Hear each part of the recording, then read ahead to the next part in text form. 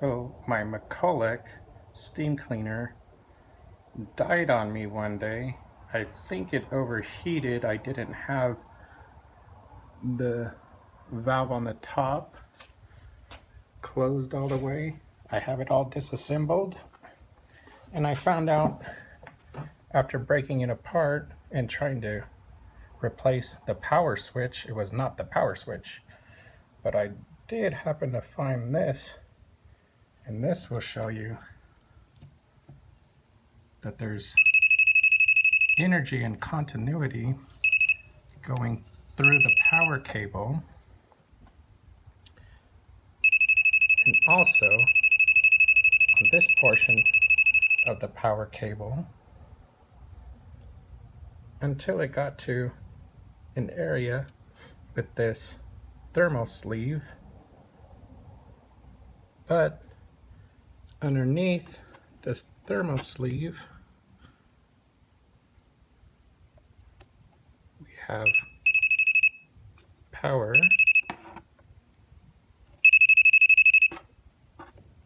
but no power on this side of the thermal sleeve. So I checked what's behind this thermal sleeve.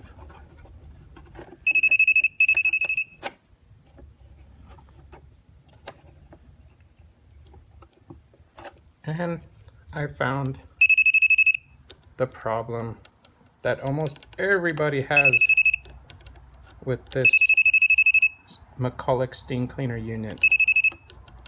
The thermal fuse did exactly what it's supposed to do. So I've got to replace that. See, power, no power. And I'll be replacing that shortly. Old thermal fuse cut out, new thermal fuse replaced and crimped. About to try it. Plugged it back in. Power all the way through.